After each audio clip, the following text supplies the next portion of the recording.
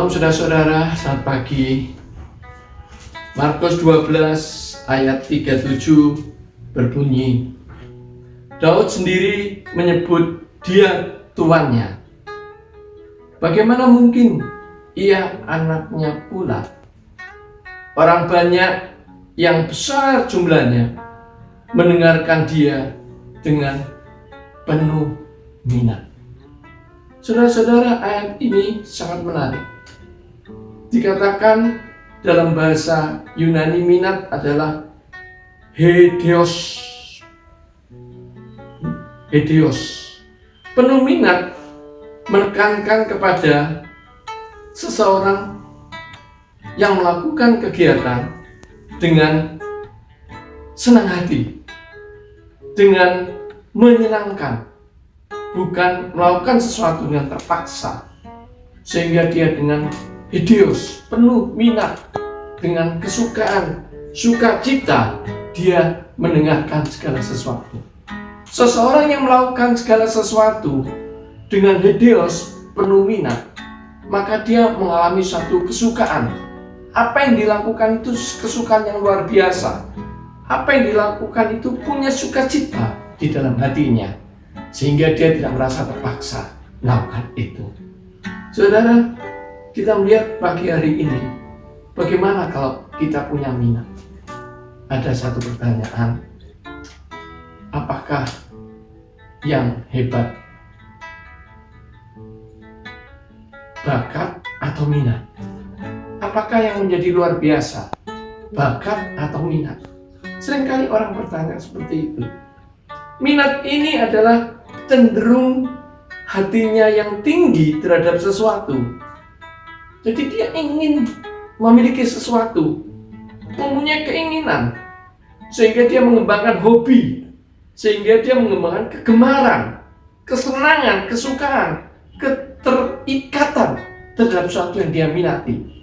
Sehingga saudara pernah lihat kalau zaman sekarang ini banyak anak-anak yang tergila-gila, tanda petik, akan video, akan games, tergila-gila dengan game. Sepanjang hari dia untuk main game, permainan game. Terus seringkali orang tua mengatakan, ya ini kecanduan, bahaya kalau kecanduan seperti ini. Tapi sebetulnya di dalam diri anak itu, dia punya keterikatan, minat, sehingga dia bermain game penuh dengan sukacita. Sehingga ada orang tua yang cerdik, maka anak ini dilatih, ya sudah ikut lomba game, dia sudah mau masuk kuliah jurusan berkaitan dengan game, programmer, apa semua. Sehingga sesuatu yang penuh minat ini akhirnya dilakukan oleh anak itu dengan sukacita, sungguh-sungguh. Tetapi memang kita paham bahwa ada minat-minat yang menjatuhkan orang itu menjadi jatuh atau menjadi jahat. Ada orang yang melakukan karena minatnya luar biasa, orang itu menjadi baik. Nah, tentu saja kita sebagai orang tua akan memisahkan anak-anak kita yang mempunyai minat yang jahat, pasti kita tolak. Yang baik, maka kita bimbing dengan luar biasa. Pertanyaan kembali muncul, apakah yang hebat? Bakat atau minat? Kalau anak itu punya minat luar biasa, dengan sukacita, dia bisa melakukan luar biasa. Saudara, bakat itu adalah satu kemampuan atau talenta yang dimiliki dari pembawaan sejak dia lahir.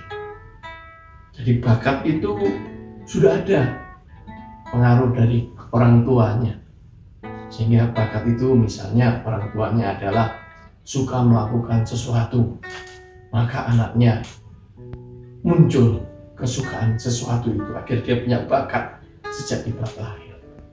Tapi persoalannya adalah bakat itu dan minat itu memang berbeda. Karena orang ada mengatakan saya berminat tapi saya tidak berbakat, ada yang mengatakan gitu. Tapi sebetulnya bakat dan minat itu adalah baik. Dua-duanya adalah baik. Dua-duanya mempunyai peran yang berbeda-beda. Kalau bakat dan minat adalah baik. Jadi kalau bakat tanpa minat dikatakan berkembangnya kurang maksimal. Saya berbakat tapi saya tidak berminat. Tentu saja tidak berminat, dia tidak mau melatih diri, dia tidak mau mengembangkan dirinya, dan dia tidak berkembang. Dikatakan kalau bakat punya minat, maka hasilnya akan luar biasa. Orang mengatakan engkau akan sukses yang besar karena bakatmu kamu latih setiap hari dengan kesukaan, dengan kegembiraan, dengan sukacita, sehingga pasti akan menghasilkan sesuatu yang hebat. Tapi kalau minat tidak punya bakat, ada orang yang mengatakan kalau kamu punya minat dan kamu tidak punya bakat, lama-kelamaan minat itu menjadi bakat. Orang mengatakan seperti itu.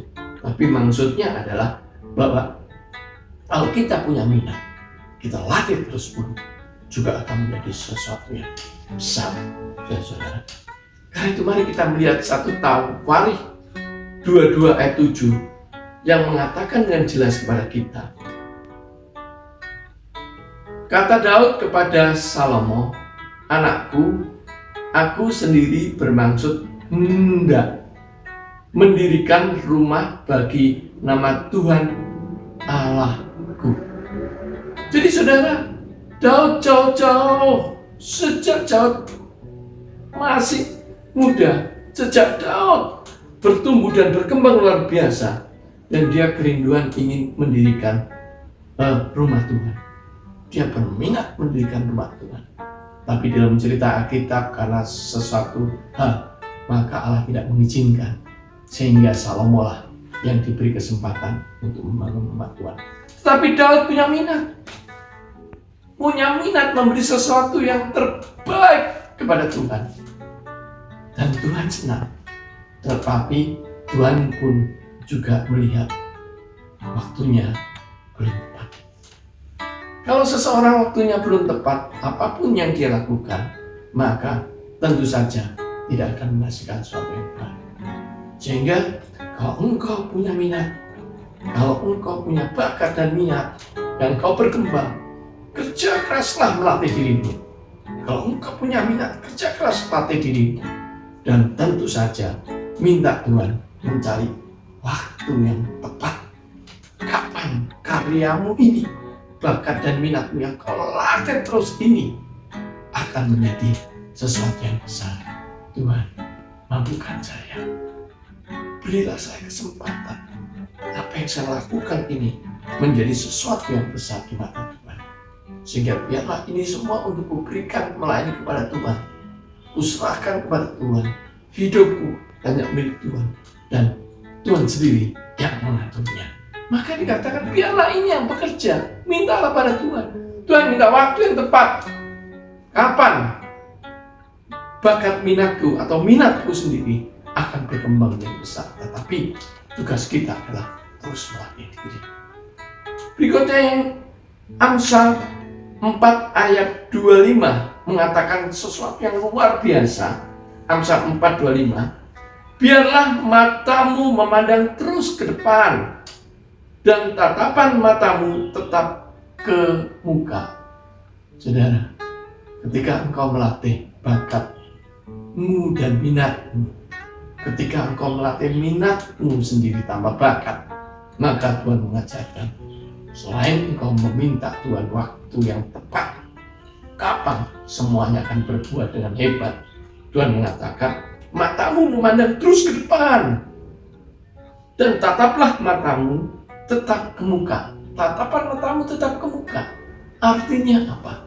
Artinya Tuhan menginginkan bahwa apapun yang terjadi dalam proses latihanmu, maka jangan mudah engkau terganggu oleh lingkungan. Jangan mudah engkau terganggu oleh apa saja, tapi terus tataplah ke depan. Matamu tatapkan ke depan. Apapun yang kamu lakukan harus ke depan. Biar Tuhan sendiri yang menggandeng kamu, menarik kamu, bahkan menuntun kamu menuju ke depan. Karena engkau tahu bahwa Tuhan memberi waktu. Tuhan memberi waktu yang tepat. Karya kita yang luar biasa.